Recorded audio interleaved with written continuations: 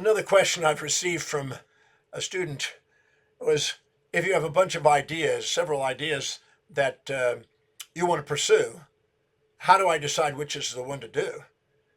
Well, it all depends on what your objective is. If you don't know what your objective is, imagine getting in an Uber and you don't know where you are, you don't know where you want to go, and you tell them, take me there. They're going to go, well, sir, I don't know where to pick you up. I don't know where to take you. That doesn't work. So if you don't have some starting point where you are and don't have some end point you're striving for, it's not easy to make decisions. So first you ask, what is the highest priority thing that you want to accomplish? Are you trying to build wealth? You're trying to build a business? You're trying to create a relationship? You're trying to create a social influence? You're trying to maximize your fitness and health? You're trying to wake up your spiritual awareness? You're trying to make sure that you have a family someday? You're trying to intellectually educate yourself? What is your pursuit? That's why I'd start with people on doing the value determination process on my website. Because if they go through and do the value determination and look at what their life demonstrates, not the fantasies they may hold, but what their life demonstrates, and find out what's really most important and meaningful, that's the ground point. Once you know what's the highest priority is and what's really most important and what your primary objective or purpose and mission in life is, it's easier to make decisions on what's priority. And then what you do is you ask this and by the way, you can get them all done if you hire somebody to take care of them for you. If you hire somebody that loves to do what you would love to do, and you can structure with a business plan on how to produce an income from each of them, you can get them all done. I think Richard Branson had 300 companies that was being managed by other people that he oversaw. He didn't do it all. So you could do them all, maybe, if you could make them viable and put a structure together and made them where somebody could be delegated to do it and manage it for you. So first, identify what your main objective is. The second thing is asking what's really priority out of this. Which one's going to give you the most fulfillment in your life? And which one's going to fulfill other people?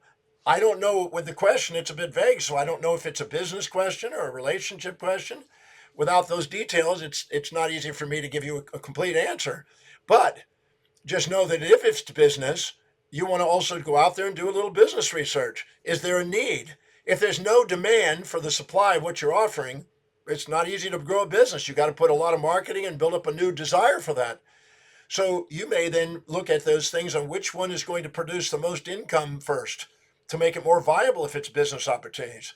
Or if you're making a decision between relationships, you're going to go through and look at the pros and cons and balance them out. There's no such thing as a relationship that's got more advantage and disadvantage. You may think so initially, but you'll eventually find out that whoever you're with's got pains and pleasures, things you like and dislike. So go through and make sure you do an honest evaluation of the benefits and drawbacks of all of them, and then take a look at which collection of things you like and dislike are you willing to embrace and you feel you can manage, and then prioritize it according to that. But without a very detailed idea of what the ideas are, when I get a question like that, it's not easy for me to give a very specific answer. If I had a specific idea of what each of those are, and I knew what your primary objective was and what your highest value is, it would be easy to discern between those, or much easier to discern between those, by asking you questions to help you find out what's really priority. But if you're sitting there hesitating, it may be none of those. You may find out that those are all distractions and there's something even more profound to do that. And whenever you've got a variety of things that you can choose to manage, just know that you might want to give yourself permission to go, is there a common denominator to them that I could focus on? Just like if you're juggling a bunch of balls, if you look at any one ball as you're juggling, you're going to drop the other two. But if you look at the center between all three, you can juggle all the balls, your peripheral vision. So you may want to look and see if all those things have some common denominator you can focus on and get all of them met by one focus. In that case, you might be able to accomplish and focus and prioritize on that and create subsidiary little actions underneath that, and then delegate those actions to those people to get that done. But without the specifics, I'm only guessing. And I don't like to speculate about it, but the question came in, I'm answering the question. How do you decide between them? It all depends on your primary objective. That's why I teach people in the breaks experience, what exactly is your highest value? We need to find that out. What exactly is your primary objective or purpose in life?